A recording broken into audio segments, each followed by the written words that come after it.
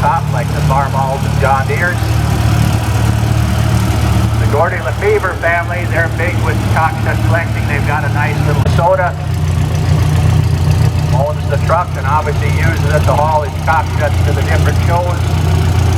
When they say cab over, they definitely mean cab over. The driver sits over the end. And we've got a cockshut 50 from 1955. David Bryant from Buffalo. Yeah, it's got the bigger engine. You've maybe got the bigger rear ends, the bigger tires. It's got the nice big round fenders. R. Holman, 1957, cockshut Golden Arrow. This has the contrasting paint color. They put the wheel color up on the hood. There are also some of the...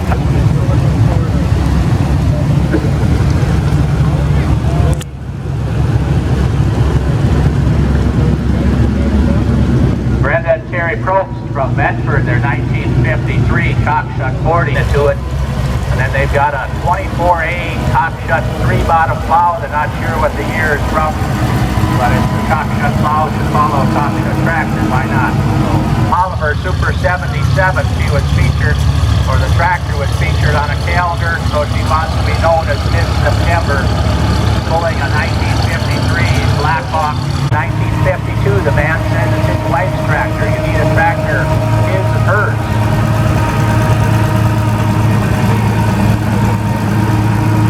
Again, those little 20s are getting hard to find, but we've seen one with narrow front. Now it's got the little wide axle. You can just for a time. Some of the early cockshuts look like Oliver's, and cockshut built their own, and after White took over, Oliver was there again. Raffle tractor for next year. We've got a straight frame Style B John Deere. We updated these tractors. They just changed the shape of the sheet metal. Called it the 830. They were about 76 horse from the factory, but if you tweak the pump, probably got a little bit more. Harold Bredesen owns the tractor. When they were pulling, they had the little chrome pipe on. Now they've got the bar muffler back on, and they've got that funky white steering wheel on it. Ben and Bill Graybow from Wyckoff, their Model B from 1960. The Model B about 4 different times since 1934 to 52 run. Speed and Ford, 50-ton Clemens. It doesn't weigh 50 tons, but it's rated for 50 tons. A big adjustment. Got lucky to come in on the ground. Check it out. It's a 112 John Deere with the power takeoff attachment on the front. Got the little 4-wheel steel wagon in the back. Room for lots of people and kids. I think we've got a 350 diesel. 350 diesel looks different than the Continental engine in there. I want to engineer an engine for the 300, 350 size tractor. So they went to Continental and got it. Are kind of rare, so we're glad to see that it comes to the show and we can see what it looks like. For sale, maybe it's a package deal. You can automatically be qualified for the fall day and you get the whole thing. So, let's see Farmall. They've got the plastic sign. It's owned by Jack Fox of Racine and Joey Fox. These are W tractors. They're McCormick. Wyatt Bredesen, great grandson of Morris and Paulus Olmsted. I think this is a tractor that Morris would have driven through the breed, I think, quite a bit, and so the family carries it on. The super tractors usually have a hydraulic system, and at the Ferguson factory in Detroit, Michigan. So, again, this was a tractor that Harry Ferguson built after the handshake agreement dissolved with the death of Henry Ford in April of 1947. Ford built the 8N and Ferguson built the DO20. It's a nice John, it's a nice umbrella on it. Missed his name on the front there. I can't get them all. But again, he'll be back next year because John Deere is the feature, so we'll catch it then. Here we've got a nice 400 case, a nice fronter for the front-mounted cultivator. They've also got the cultivator peg. When Case brought out the 400, at that time it was going to be all the orange color. Then at the last minute they decided to do the Desert Sunset yellow straight tractor. Richard Walker from Owatonna has got a WC Alice from 1937. Well, the Scholars started out building this tractor. A little bit later, they decided to add the C for cultivating. They built a flat radiator WC until 1938, and then for another 10 years, they built a style WC, about 178,000 total. Mostly orange, the ribs are silver, and the decals are silver. They built the D17 until roughly about 1968, I think. The Hickok from Dexter has a 656 from 1967. On these tractors, you can get the presses mounted on 5 points. They have kind of a 5-pointed shape there. And also we have the R Minneapolis.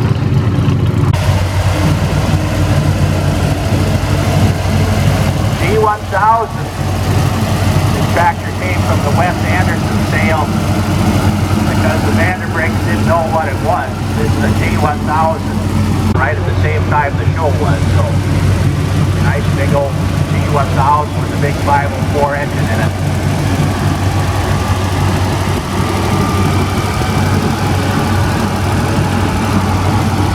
Another tractor from Lashabunga from the R was a small tractor, but you can do the small jobs with it, kind of a little brother to the U and the Z. And we've got a 110 John Deere, got some lug tires on the back of it. Handy to get around your youngster for birthday or Christmas if they deserve it. So Larry Hammond is the owner, driver's Owen, they're from Rochester, 1950 RTU. Got the big Goodyear tires on the back. Kind of drives the pace. We got the little Minneapolis here, the driver. It's Valerie Freshwater. They're calling this a 2000 Custom.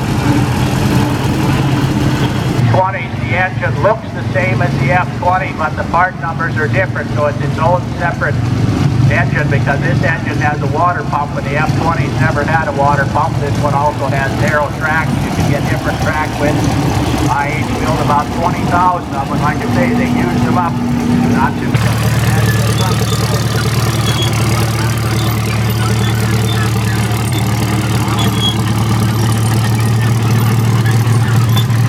drive this thing on a hillside. I also see a diesel pump. This is a diesel, so there couldn't be too many of them made in the diesel version. It's the same tractor we bought. Yeah. Time board and switch to the overhead valve engine. The 600s and the 800s were the Italian row crops. Got the farm wagon. It's a Walton product. It's called the Clear Box. As John Deere was finishing the run on these tractors, you'll notice that the John Deere was placed 1.5 inches from the seam between them. Sometime after the war, they went to what's called the press steel frame. And you look in the parts catalog and that press. Another Bodine family, we got Craig Bodine driving the 2236. 1929 International upgraded to 1530. I believe they increased the bore. They put an oil filter on it, they put a water pump on it, they put long 30 on the fenders, but it said 22 and 36 on the data plate underneath the gas tank. They built that style until 1934, building well over 135,000 of them. The tractors had straight bearings in the front wheels, and some of them had the jacks, so they didn't have the slides. But it's all good 1530s had the short louvers in the hood that really good. They opened up the hood, but there was some piece left on the bottom. He's pulling a Russell road grader like that.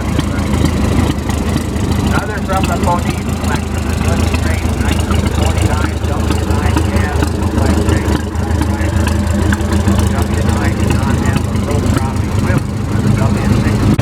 Set up the mini plant switchboard maybe. So another one from Troy back to 1929, 1020 in original patina. This is what they look like before they're painted, if they want to paint it.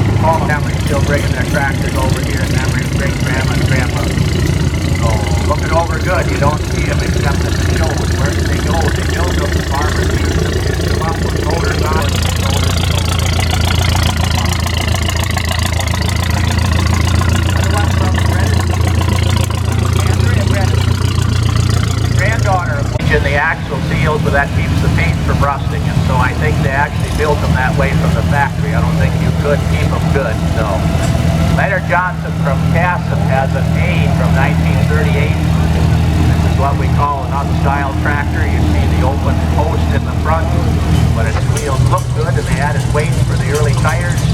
The disc wheels are real nice. You just take them off, you'd have to take the hub apart.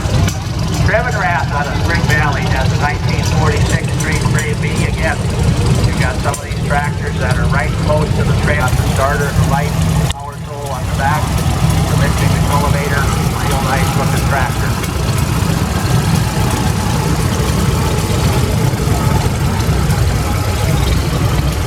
Here, they never really did come with narrow fronts, but when you've got machine tools and a bandsaw and a welder and a turning lathe and maybe some other stuff, look what you can do. So, also the scale wagon that's behind it, that's the scale model, what we call it. Daniel has a 208 sub cadet.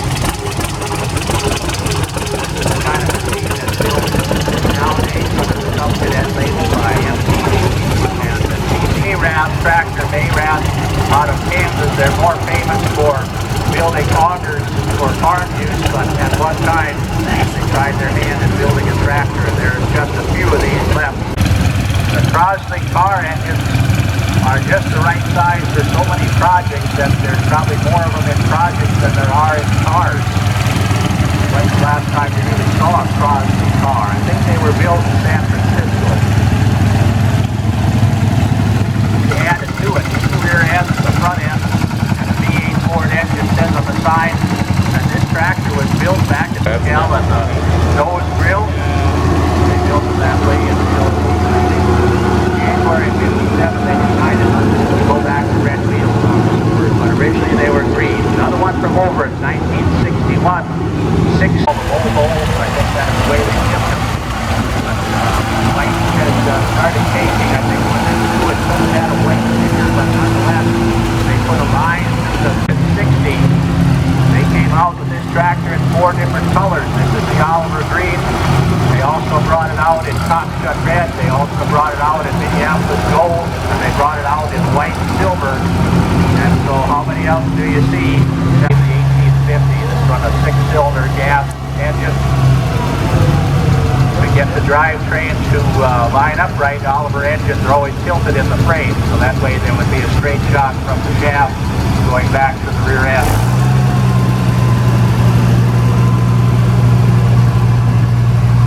Jim Dagan. They made these in 4 different variations.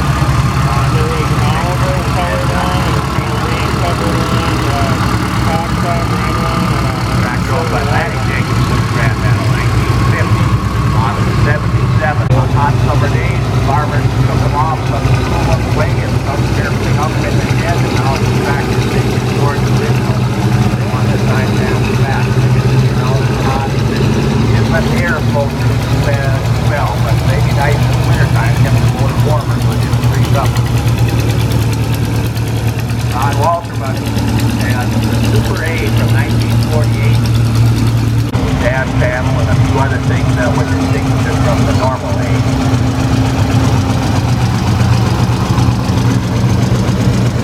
Dennis Runkel from Mercedes got a farm on come with a Mr. Harvey Weaver is located in the nice village in the valley of Mazeppa. Harvey and his wife Jan, the owners, the 1959 660. This one just a tad bit older than the one that just went through. The farmers used them and used them up, and now the collectors are looking for them, and they're getting harder to find. So nice little 660 4-cylinder Oliver. Again, meadow grill out the grill. The idea to make it quieter for the operator. Here's Alan Bench with his smart car. Nice to put that in. Just little things to keep it maintained, but nice little tractor now.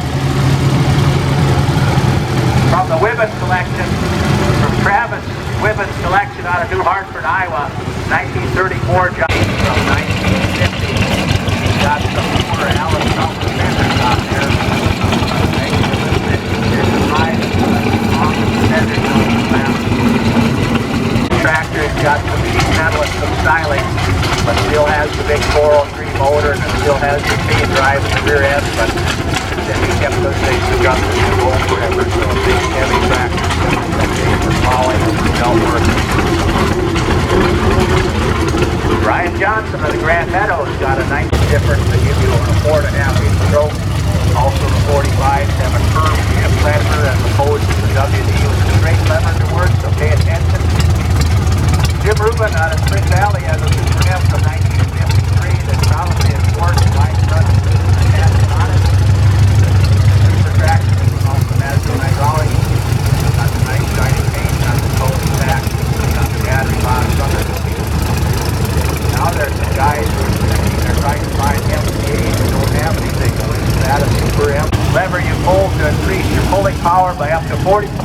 stiff, they said.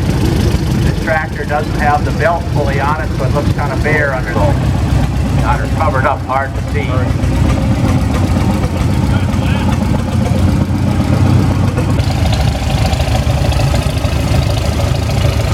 Making its public debut, this is the Gas Traction Company. The tractor is over 100 years old. It dates from 1911, so 106 years old. They acquired it in these Massey had problems there with vibration, and you had to change neutral tank. One Massey had to give up the tank for another. Last year, St. Paul, I guess. Not my dad's too. Way out pushing the trucker. All kinds of numbers there for the model, but around back and things like that. Got a box with that, all a lot of stuff. Out there with the collectors, you can get them going white hands. You had the standard twin, you had the Viking, you had the Shaw, you had all kinds of different brands. You might even see some of them here. Also here we have a Cub Cadet Original. The Cub Cadet Original debuted in 1953. John Deere 50, John Deere 50. Replaced the B.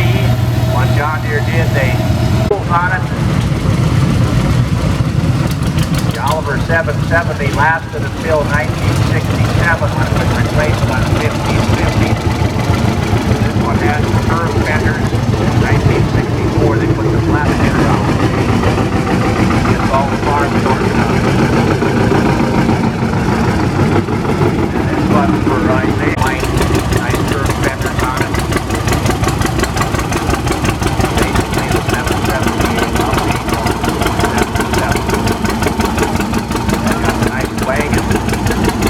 Looks to be an original shape on the hood and everything.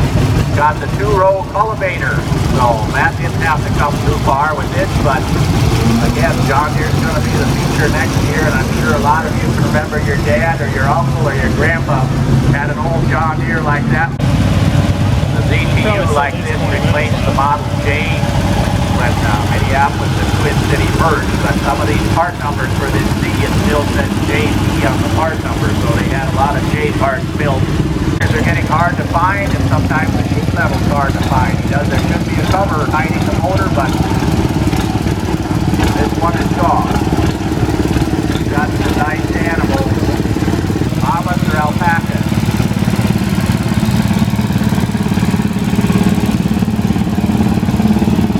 Lots of people have these for life.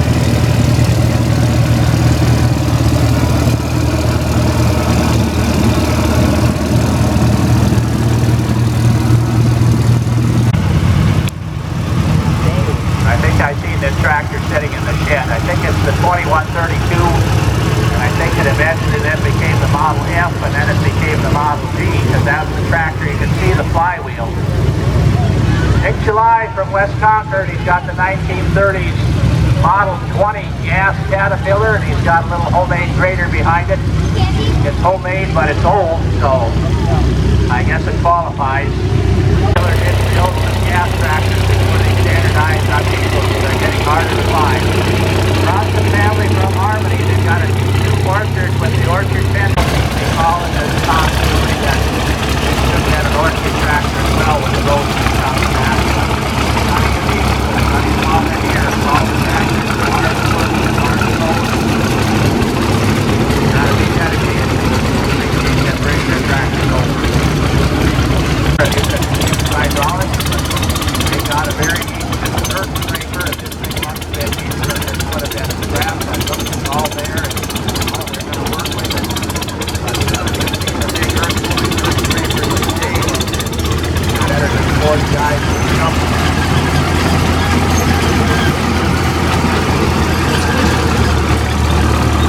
And from the blue Rubin collection, really say, good city, 50, 30. As of our knowledge, we think it's the Gary Edlund has been doing our golf car renting and things like that. Some older tractors. The oil Showcase, and he'll go forever. So thanks for coming up here with your tractor. Another one from the Sue Dugan collection. We've got the Twin City 25. This one I believe is a 2540 horizontal engine like this. There are other Twin City 25s, but they have a different engine. So this one has the horizontal engine, and this tube is possibly the only one running of its kind.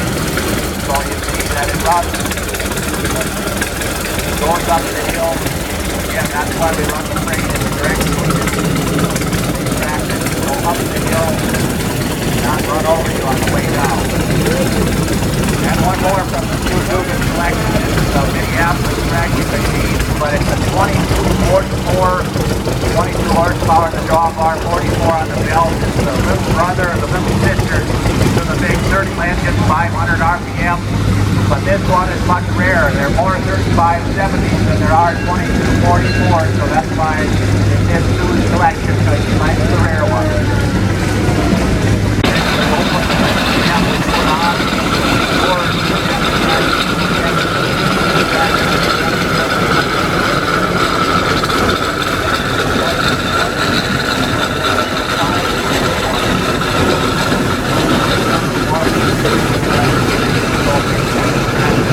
Died, they said it was a traffic jam. Got another Ford replica, 1903.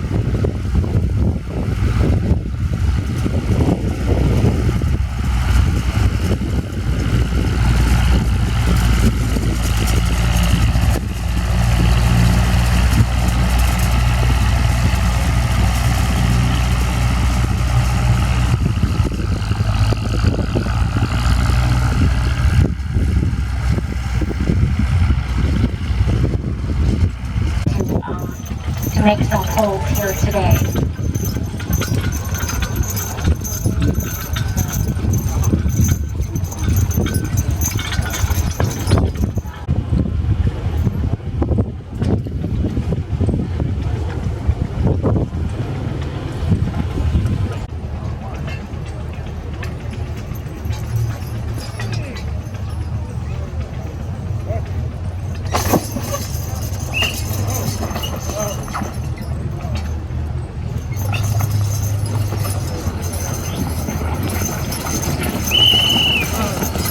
No problem the second time. Now you notice that the whistle blew there and the chain wasn't full.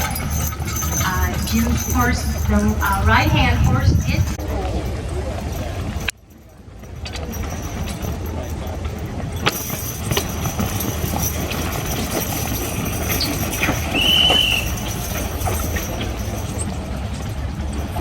Hanson, Jack and Barney. Again, all these horses, this is what we call our lightweight division. All these horses weigh in under 3,000 pounds, the combined team.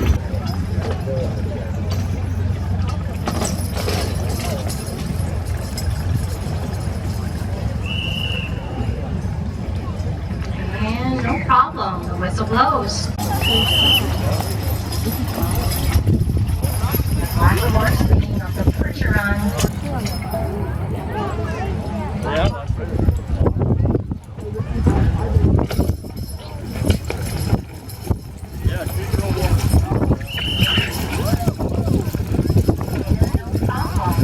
Also being the first contest for that black horse. Hello, Jordan.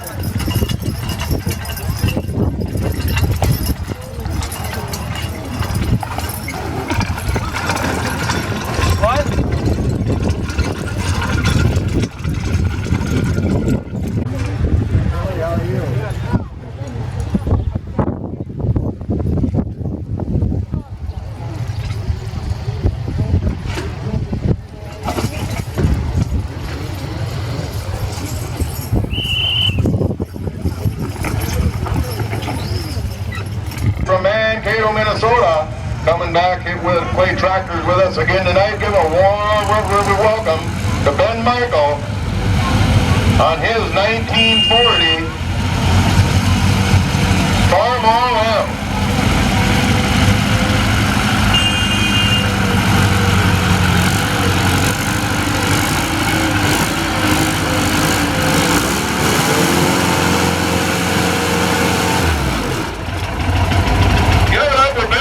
From Mankato. Nice little example of 4430 open station. Don't see many like this without the cab here.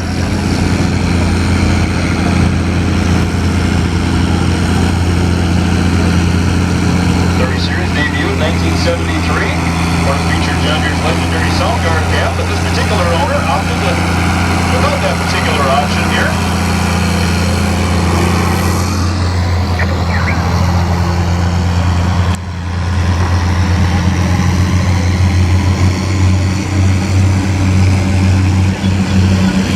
This is Deere from Lyle, Minnesota, on a 1955 Oliver Super 77.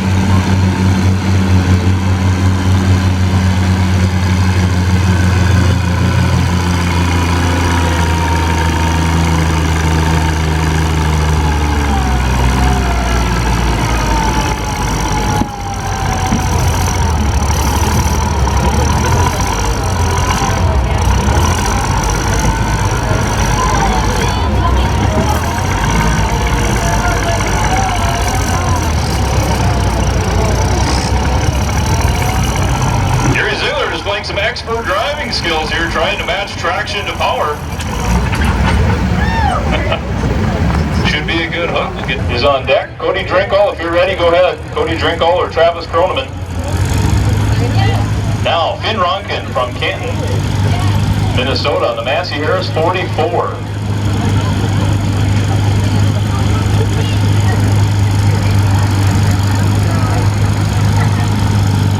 Built in Racine, Wisconsin. Big four-cylinder in-house developed gasoline engine here in the Minneapolis-Harris 44, about 259 cubic inches. Big high torque engine. The 44s typically do pretty well down the track.